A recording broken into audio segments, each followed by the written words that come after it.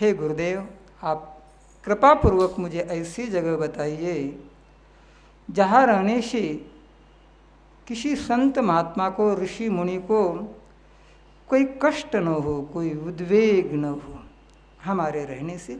ये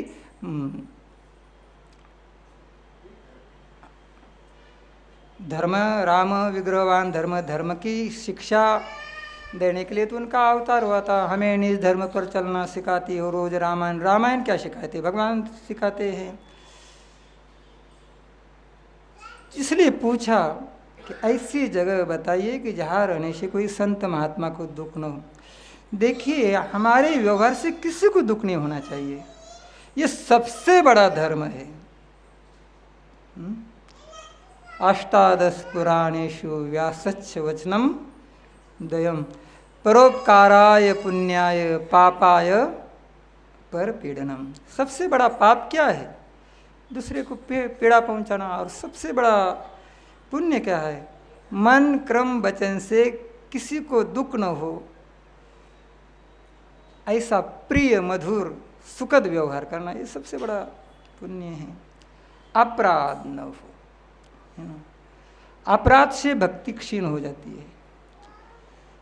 ब्रज के भक्त, उस ग्रंथ में भी एक वाक्य आया है। डॉक्टर अवध बिहारी लेखक जो है, उन्होंने कहा है, नाम का आश्रय लिए हैं, आप खूब नाम जप कर रहे हैं, बहुत अच्छी बात है, करना चाहिए, परंतु याद रखिए, नाम सरकार अपनी पूर्ण कृपा का विस्तार उसी के हृदय में करते हैं जिसका हृदय अपराध शून्य है। निर्दोष हृदय में ही नाम सरकार अपनी कृपा का विस्तार करते हैं। तो हमारा हृदय अपराध रहित हो, निर्दोष हो, और इसके लिए संयम का पालन हमें करना है। जो उड़िया बाबा ने कहा कि राग द्वेष से बच कर के नाम जप करना चाहिए। संयम, उड़िया बाबा से किसी ने पूछा कि कल्याण का साधन बताइए थोड़े में, बोले संयम सहित नाम जप। संयम क्या है? तो महर्षि वाल्मीकि जी कहते कि हे राघव, कामन कोहन मदमानन मोहा, लोभन क्षोभन रागन द्रोहा, जिनके दम्भ कपट नहीं माया, तिनके हृदय बसहु रघुराया। कई बातें बताई। इसमें हम राग द्वेष की चर्चा आपके सामने में करना चाह रहे हैं, जो हमारे भजन साधन करते हुए भी हमारे आत्मकल्याण की प्रबल बाधा है, जो हमें अपराध शून्य नहीं होने दे रहा है और हमें भगवत कृपा से वंचित करते कई दोष है, जिसमें श्री राग द्वेष की मैं चर्चा आपके सामने में कर रहा हूँ। श्री मुरारी बापू ने एक बढ़िया सुंदर उदाहरण इसके लिए बोले, एक कोई पथिक था, जा रहा था, प्यास लगी, देखा एक किसान कुएं पर पानी खींच रहा है, पहुंचा, बोले बाबा जल पिलाइए। महात्मा थे। तो उस किसान ने कहा कि हमारा सौभाग्य है, आपकी सेवा का मौका मिला है, बाबा आपके चरणों में प्रणाम है, दंडवत प्रणाम किया, परंतु जल पीने योग्य नहीं है, इसलिए मैं परेशान हूँ। मैं भी इसी कुआं का, परिवार इसी कुआं के जल पी करके अपना जीते हैं। बोले समस्या क्या है? बोले 2 कुत्ते लड़ते भिड़ते इस कुएं में गिर गए हैं और वो सड़ गए, गल गए, है ना। तो हम प्रयास कर रहे हैं कि पानी खींच करके बाहर फेंक दे, बढ़िया शुद्ध नया जल आएगा तो पिएंगे, क्योंकि पानी गंदा हो गया, कुत्ते सड़ गए तो पानी भी गंदा लगता है, दूषित हो गया। तो मैं बाल्टी से पानी खींच करके और जब शुद्ध जल आएंगे तो पिएंगे, इस प्रयास में मैं स्वयं इस जल को खींच रहा हूँ, लेकिन बढ़िया जल नहीं आ रहा है। बोले कब से पानी खींच रहे? बोले 15 दिन से। तो बोले एक बात बताओ, जिस कुत्तों के गिरने से ये पानी अशुद्ध हो गया है, उन कुत्तों को आपने कुएं से बाहर निकाला कि नहीं निकाला? बोले नहीं निकाला है। उस कुत्तों को तो बाहर हमने नहीं निकाला है, कुत्ते तो उसी में पड़े हैं। बोले बेवकूफ़, तुम जिंदगी भर पानी खींचते बैठोगे तो भी शुद्ध पानी मिलने वाला नहीं है। ये दृष्टांत हुआ। दृष्टांत क्या है? हमारा ये हृदय भी एक कुआं है और इसमें रागोद्वेष रूपी दो कुत्ते पड़ गए हैं, जिसके वजह से मम हृदय भवन प्रभु तोरा, तहा आय घुसे हो चोरा। ये विडंबना है जीव की। अब ये जब तक ये जो रागद्वेष रूपी कुत्ते हमारे हृदय रूपी कुएं में पड़े हैं, सड़ रहे हैं, गल रहे हैं, और हम पानी खींचने का मतलब कि हम जो नाम जप कर रहे हैं, धामवास कर रहे हैं, कथा सुन रहे हैं, रामायण पढ़ रहे हैं, ये हम आत्मकल्याण के लिए करते बैठेंगे। लेकिन जब तक ये रागोद्वेष हमारे अंतःकरण से निवृत्त नहीं होगा, नहीं निकलेगा, तब तक हमारा कल्याण संभव नहीं है। इसकी महत्व आवश्यकता है। देखिए, हम भजन साधन थोड़ा कम करें, परंतु हमारा जीवन निर्दोष होना चाहिए, निरापराध होना चाहिए, निष्कलंक होना चाहिए। ये भी नाम जप से होगा, लेकिन इसके लिए ईश्वरीय प्रार्थना भी होनी चाहिए। देखिए, एक वाक्य हमको बहुत अच्छा लगता है, एक भाव बड़ा प्रिय लगता रहता है। हम अपने आत्मकल्याण के लिए भजन साधन करते हैं, नाम जप करते हैं कि हमें भगवत प्राप्ति करना है। ये तो लक्ष्य ही है, जीव मात्र का लक्ष्य है, प्राणी मात्र का है, और सब नहीं समझ पाते, उनके पास विवेक नहीं। लेकिन मानव मात्र का तो लक्ष्य ही, इसलिए मानव शरीर हमें प्राप्त हुआ है। लेकिन मेरे मन में जो भाव आता है कि हमें थोड़ी देर के लिए अपने लक्ष्य को बदल दे। हमें भगवत प्राप्ति नहीं करनी है, हमें संत बनना है, हमें साधु बनना है। साधु बनना है तो क्या करना है? कब हो करी करुणा, कब हो कहो यही रहनी रहूँगो, श्री रघुनाथ कृपालु कृपाते संत स्वभाव गुण। ये इस पद का हम अवलंबले, हम तो नहीं करते हैं, लेकिन गोस्वामी जी महाराज का ये पद इतना प्यारा है, इतना अच्छा कि नित्य पाठ करना चाहिए। नित्य इस पद के माध्यम से भगवान से प्रार्थना भी हमारे अंदर साधुता आ जाए, हमारा साधु स्वभाव बने। और जब साधुता आ जाएगी, संतत्व आ जाएगी, ये काम क्रोध लोभ जो राक्षस है, दुर्गुण है, जो हमें नरक की ओर ले जा रहे, काम क्रोध लोभ सब नाथ नरक के पंथ, इस साधु बनने का मतलब इससे निवृत्त होना है। और इससे निवृत्त होंगे, संतत्व आएगा, साधुता आएगी, तो भगवान तो मिलना ही मिलने हैं। ये सरल मार्ग है। तो रागद्वेष से बचना ये अत्यंत अत्यंत आवश्यक है। और जब तक हमारे अंतःकरण में रागद्वेष है, तब तक हम कितनों भी साधन करें, अब व्यर्थ जाएगा, ये मैं नहीं कह रहा हूँ, लेकिन जो लाभ होना चाहिए, हमें अपने लक्ष्य तक वो साधन नहीं पहुँचा पाएगा। बस एक संत का चरित्र सुना कर करके हम वाणी को विराम देंगे। श्रीधाम वृंदावन में एक संत हुए हैं, पूज्यपाद श्री लाला बाबू, ब्रज के भक्तमाल की कथा है। ये बहुत पुरानी बात नहीं सुना रहे हैं, हो सकता है उनका दर्शन करने वाले लोग कोई अभी जीवित भी होंगे, बहुत ज़्यादा होगा तो मुझे लगता है कि 40-50 साल पहले उनका शरीर छूटा होगा। श्री लाला बाबू, श्री रंग जी का मंदिर बहुत सुप्रसिद्ध है, उन्हीं के बगल में श्री लाला बाबू का मंदिर है, बड़ा विलक्षण बढ़िया मंदिर है। लाला बाबू अपने पिताजी के इकलौते पुत्र थे। इनके पिताजी 2 भाई थे, चाचा की कोई संतान नहीं थी, अपने पिताजी के इकलौते बालक थे। और उस समय में संपूर्ण बंगाल प्रांत के सबसे धनी मानी बाप के बेटे थे लाला बाबू। राजा तुल्य वैभव था, रईसी थी, इकलौते पुत्र थे, लाडले दुलारे प्यारे, है ना। भौतिक सुख सुविधा पर्याप्त रूप से प्राप्त थी, 10-20 नौकर चाकर बराबर सेवा में लगे रहते थे। एक बार पालकी में बैठ कर करके और अपना नौकरों के साथ में जा कर के पहुँचे फुलवाड़ी में, पुष्प वाटिका में बैठ कर करके और हुक्का पी रहे थे।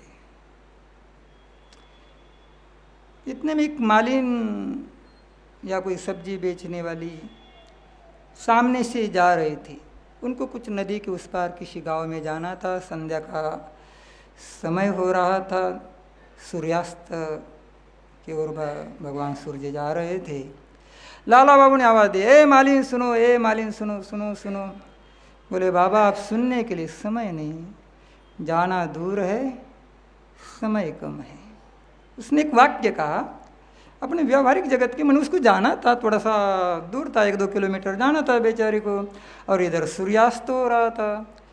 तो उसने सहज भाव से कह दिया कि बाबा मेरे पास फुर्सत नहीं है, मुझे थोड़ा सा दूर जाना है और मेरे पास समय ख़त्म हो रहा है। उसने तो अपनी बात कह करके वो चली गई। अब लाला बाबू के हृदय में, है ना, मन मस्तिष्क में बस एक चक्र घूमने लग गया।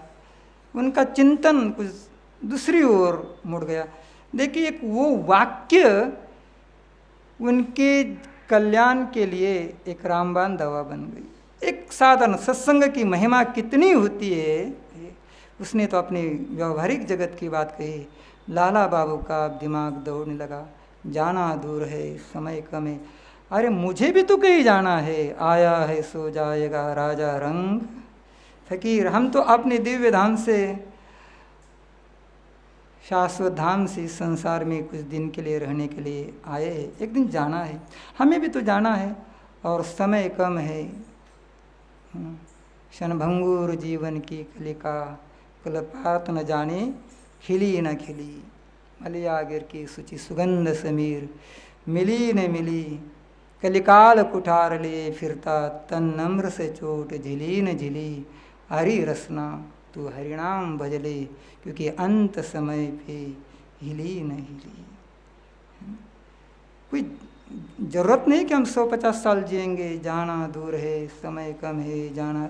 ऐसा चिंतन हुआ और ऐसा वैराग्य हुआ और एक दृढ़ संकल्प, दृढ़ निश्चय। देखिए निश्चय की बहुत भारी महिमा है। दृढ़ निश्चय हमारे जीवन में होना चाहिए, और सौभाग्य से यदि किसी के जीवन में हो जाए फिर उसका तो जीवन धन्य धन्य कृतकृत्य होता है। लाला बाबू के जीवन में मिनटों में एक दृढ़ निश्चय हुआ कि नहीं, अब हमें अपने आत्म कल्याण के लिए करना है। और मालिन के लिए तो जाना है, वो तो पहुंच जाएगी, लेकिन हमें तो उससे भी बहुत दूर जाना है और समय कम है। जीवन का बहुत भारी मूल्यवान समय, जिसके लिए गोस्वामी जी कहते हैं कि ऐसा है, सकल जगत की संपत्ति एक श्वासा सम नहीं हो, सो श्वासा रघुनाथ भजन बिनु तुलसी व्रथा न कोई। ऐसा जीवन का अनमोल समय हमें पालकी में बैठने में, सोना चांदी के बर्तनों में, रसगुल्ले खाने में और इस दुनियादारी में बिता दिया है। लेकिन अब लो नसानी, अब ना नसयो, जो हुआ सो हुआ। लेकिन अब बचा खुचा शेष जीवन का एक एक मिनट नहीं, एक एक सेकंड अब हमें भगवत आराधना उपासना में लगाना है, आत्म कल्याण के लिए समर्पित करना है। और फिर लाला बाबू लौट कर करके घर नहीं चले गए, सीधे श्रीधाम वृंदावन में चले गए और वहाँ जाकर के बड़े त्याग वैराग्यपूर्ण रहने से रह करके भगवान के भजन करते थे। भजन क्या, नाम जप करते थे। एक बार उनके मन में विचार आया, देखे कि ब्रजमंडल में जहाँ था मंदिर जीर्ण शीर्ण गिर रहे पड़ रहे, भग्न मंदिर देख कर करके बड़ी उनके हृदय में एक पीड़ा हुई। क्या हमारे इष्ट देव का धाम है, दिव्य धाम है, उनका मंदिर है जो अनंत कोटि ब्रह्मांड नायक है, और उनका मंदिर गिर रहा है, जो सारे संसार को देने वाला दाता एक राम जी। उनकी स्थिति कुछ करना चाहिए, लेकिन क्या करें, मेरे जेब में एक फूटी कौड़ी नहीं है, सब छोड़ छाड़ करके आया। लेकिन फिर उनके मन में विचार आया कि मेरे पास में नहीं, तो मैंने घर तो मैं बहुत भारी संपत्ति छोड़ करके आया। पुनः वो घर लौट कर करके चले आए और अपने परिवार वालों को कुछ जिसको जो देना था दे करके, उस समय में आज से 150 पौने 200 साल पहले उन्होंने 25 लाख रुपया घर से लेकर के वृंदावन पहुँचे। और 25 लाख रुपया क्या, हमको लगता है उसको 25 अरब कहे तो कोई अतिशयोक्ति नहीं होनी चाहिए। बहुत बड़ी राशि। और फिर बहुत ज़मीन खरीदे और पूरे देवालय को उद्धार किया, बहुत भारी कार्य किया। और उसी क्रम में उन्होंने श्री रंगनाथ मंदिर के बगल में एक ज़मीन खरीद करके एक मंदिर बनवाया, श्री कृष्ण चंद्रमा। आपने ठाकुर जी का नाम रखा श्री कृष्ण चंद्रमा। और मंदिर में ठाकुर जी की प्राण प्रतिष्ठा भी हुई। लेकिन एक दिन उनके मन में संदेह हुआ, प्राण प्रतिष्ठा तो हो गई, क्या स्वयं ही इनमें प्राण आ गए होंगे? इस संगमरमर की मूर्ति में स्वयं ही प्राण है मूर्ति में, प्रतिष्ठा होने के बाद में तो ऐसा सुनते तो है कि नहीं है, ये संदेह हुआ। और एक दिन उन्होंने कहते कि मक्खन की टिकिया ठाकुर जी के मस्तक पर रखी, कि भी मस्तक गर्म होता है, होगा तो पिघल जाएगी। टिकिया पिघल गई। एक दिन रुई लगाए, उसमें स्पंदन होने लगा, विश्वास। ऐसे लाला बाबू जी इतने धनी मानी बाप के बेटे राजकुमार के जैसा ठाट बाट ब्रजमंडल में आए तो एक लंगूटी लगा करके टाट का वस्त्र पहनते थे। और उनके मंदिर में सैकड़ों संतों को बढ़िया से बढ़िया प्रसाद पाने को मिलता था। लेकिन लाला बाबू एक झोपड़ी में रहते थे और ब्रजवासियों की सूखी रोटियां मांग कर करके लाते थे और जमुना जल में डुबो डुबो करके उसको पाते थे। और 24 घंटे में कोठारी जी 20 घंटे नाम जपते थे। 4 घंटे में बाकी सब कुछ करना है, सोना भी है, खाना पीना रहना। कभी कभी भजन में ऐसा मन डूब जाता था कि मधुकरी मांगने के लिए न जाते। 3-3, 4-4, 5-5 दिन की सूखी रोटियां ब्रजवासियों की ला करके पाते थे। कौन? लाला बाबू, राजकुमार के जैसा ठाट बाट जिसका कवि थे। देखिए घर में तमाम मेरे जानकारी में प्राय साधु संत लोग होते 75% प्रतिकूल परिस्थिति में।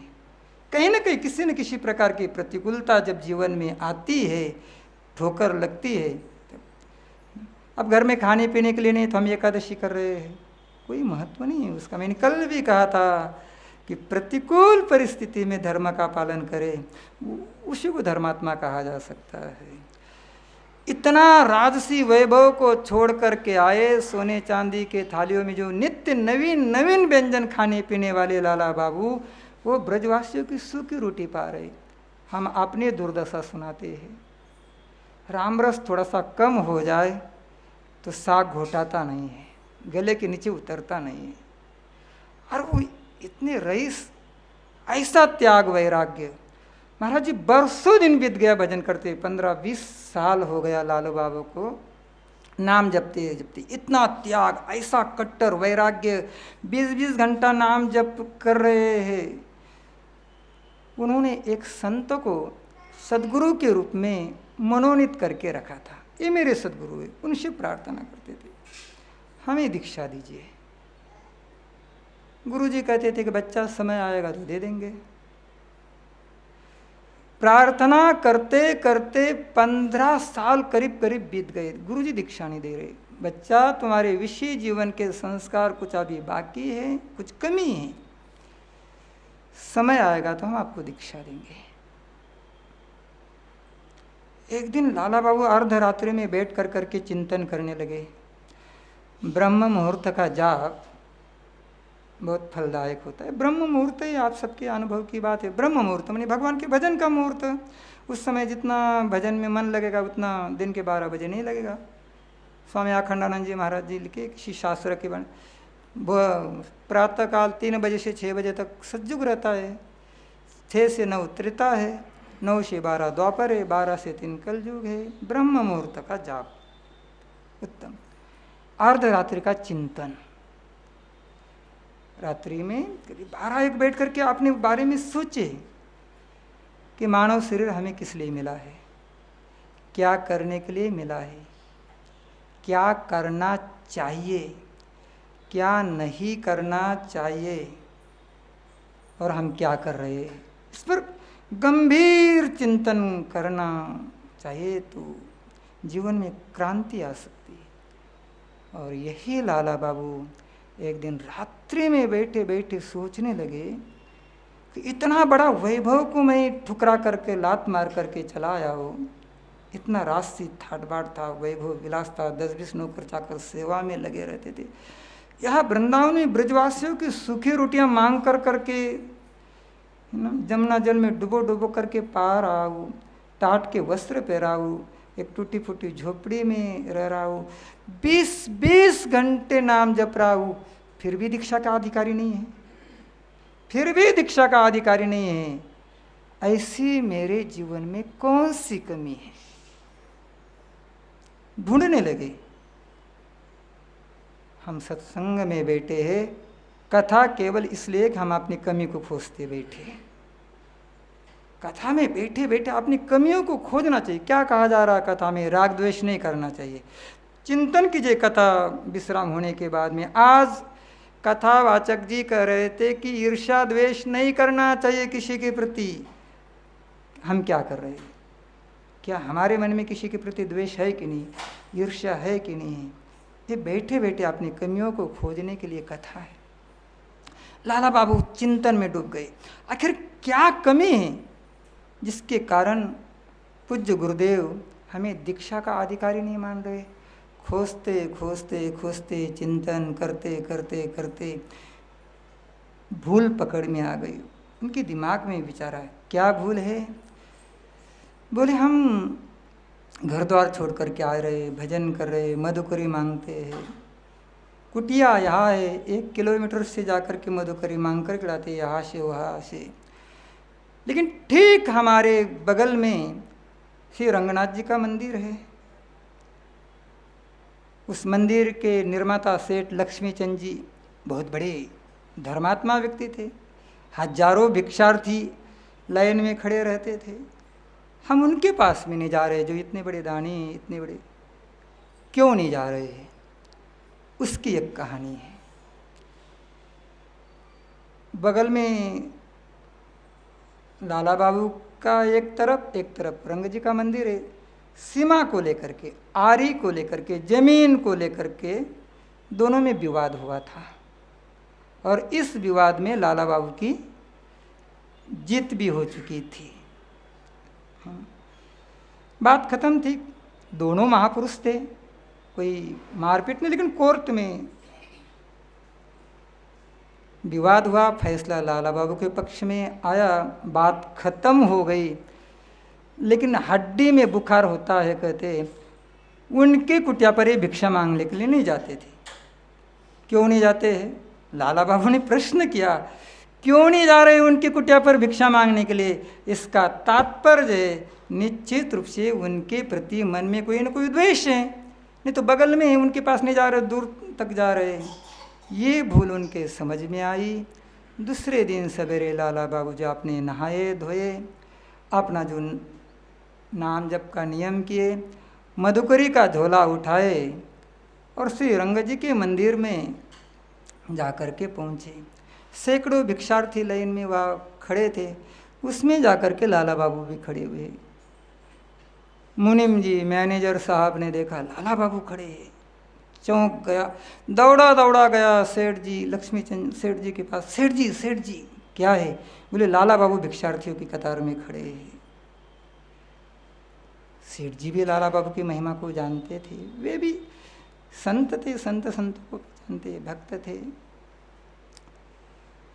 एक थाली में 2-4 सोने के असर पी, थोड़ा सा सेव वगैरह कुछ 2-4 फल फूल लेकर करके सेठ जी लाला बाबू के पास में पहुँचे। बाबूजी इसको स्वीकार कीजिए। नहीं सेठ जी, इस थाली को तुम्हें स्पर्श करने का भी अधिकारी नहीं हो, ये भिक्षा नहीं। बोले भिक्षा है ना, मैं भिक्षा दे भी क्या सकता हूँ? ये भिक्षा मैं नहीं दे रहा हूँ, ये नजराना है। दोबारा मैं आपके सामने में हार रहा हूँ। एक बार तो कोर्ट में मुकदमे में मैं आपके सामने में हार चुका हूँ, और ये दूसरी बार मेरी हार आपके चरित्र के सामने में हो रही है। आप इतने महान संत है, सारे ब्रजमंडल में आपकी ख्याति है। आपने ईर्ष्या द्वेष को भुला करके आज आप मेरे दरवाजे पर खड़े हैं। मैं रागो द्वेष को नहीं भुला पाया, मैं ईर्ष्या द्वेष को नहीं भुला पाया। ये दोबारा आपके सदाचार के सामने में, आपकी साधुता के सामने में, आपके चरित्र के सामने में मेरी पराजय है। इसलिए नजराना लेकर के मैं आपके सामने में खड़ा हूँ। लाला बाबू ने कहा कि नहीं सेठ जी, ये नहीं, आप यदि मेरे ऊपर अनुग्रह करते हैं, कृपा करते हैं, तो मेरे झोली में एक आध रोटी डाल दीजिए और विशेष भिक्षाएँ दीजिए। मेरे जैसे अज्ञानी घोर तमोगुणी मूर्ख से आपके प्रति जो कुछ भी अपराध हुआ है उसको हृदय से निकाल करके मुझे कृष्ण प्रेम का दान कर दीजिए, मुझे आशीर्वाद दीजिए। इतना सुनते ही तो सेठ जी के हाथ से थाली नीचे गिर गई, कस कर करके आलिंगन कर लिया लाला बाबू को। दोनों महापुरुषों की आंखों से गंगा जमुना प्रवाहित हो गई और उस प्रवाहित में पश्चाताप, और उस पश्चाताप की गंगा जमुना में अंतकरण का सारा कलमस, सारा पाप, सारी कालिमा निकल गई। मिलजुल कर करके श्री लाला बाबू जी अपनी कुटिया की ओर लौट रहे थे। 12-1 बजे का समय था, धूप थी। गुरुजी रास्ते में आकर के मिल गए। उनके गुरुदेव जिनको प्रार्थना कर रहे थे 15 साल से, गुरुजी दीक्षा दीजिए, गुरुजी दीक्षा दीजिए, गुरुजी दीक्षा दीजिए, जो टाल मटोल कर रहे थे, आज गुरुजी रास्ते में मिले और बोले चलिए लाला बाबू जी, दीक्षा का समय हो गया। मेरा कहने का तात्पर्य समझ में आ ही गया होगा कि इतने बड़े महापुरुष को, इतने बड़े त्यागी को, इतने बड़े वैरागी को और इतने बड़े भजनानंदी को जो 20-20 घंटा भजन करे, एक बहुत बड़ा अपराध नहीं। वो रंगनाथ मंदिर के जो सेठ जी थे लक्ष्मीचंद जी से उनसे कोई लड़ाई झगड़ा, गाली गलौज, मारा पीटी, ऐसा कुछ भी नहीं था। कोई विवाद कब से खत्म हो चुका था, लेकिन मन में कहीं ना कहीं उनके प्रति अंतकरण में एक अभाव चित्त में था, द्वेष की हल्की सी चिंगारी कहीं ना कहीं थी, जिसकी वजह से इतने बड़े महात्मा को, महापुरुष को भी दीक्षा से वंचित रहना पड़ा। इसलिए बाप, ये बहुत आवश्यक है, यदि ईमानदारी पूर्वक हमारा अयोध्यावास सफल हो, साधु जीवन सफल होगा, जिसके लिए घर द्वार छोड़े हैं, जिसके लिए शरीर मिला है, ये सार्थक हो, तो प्राणी मात्र में भगवत भाव हम देखें। ऐसा नहीं भी देखें तो भगवान के बालक समझ कर करके सब मम प्रिय, सब मम उपजाए, सब भगवान के बालक समझ के पूर्ण रूप से प्रयास करें। हम किसी के प्रति ईर्ष्या द्वेष न रखें, प्रतिशोध किसी के प्रति न लेकर करके सबके प्रति सद्भाव रख कर करके और तब भजन करें। और ये होगा प्रार्थना से। हमारे आपके पास में, वैष्णव के पास में या किसी के पास में सबसे बड़ा कोई बल है तो प्रार्थना। और देवताओं को भी जय जय सुरनायक जन सुखदायक प्रणतपाल भगवंता, तब भगवान ने कहा तुम्हारे लिए अवतार लेंगे आदि आदि। तो भगवान से हम नित्य प्रार्थना करें कि हमारा जीवन अपराध शून्य हो, निर्दोष हो, हमारे द्वारा किसी के भी प्रति, खास करके धामवासियों के प्रति कोई अपराध न बने। हे भगवान, आप ऐसी कृपा करुणा सदा सर्वदा हमारे ऊपर बनाए रखे, अनुग्रह करे। यही जीव के कल्याण का साधन है। श्री सीताराम जी महाराज की जय। आइए जल्दी आइए, तो हम समय भर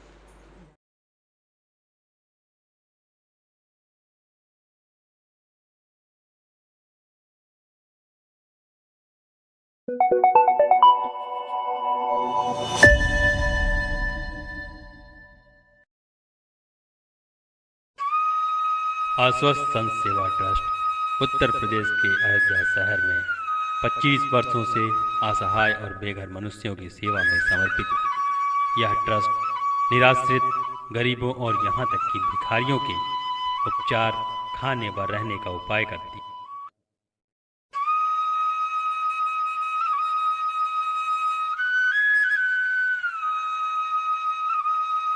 गंभीर रोगों से ग्रस्त गरीबों का भी उपचार ट्रस्ट के द्वारा कराया जाता है।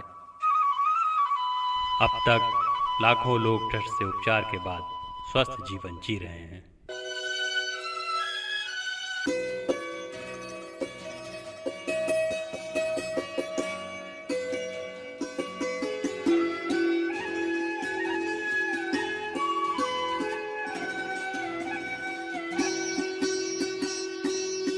कभी प्यासे को पानी, पिलाया नहीं, बात अमृत पिलाने से क्या फायदा।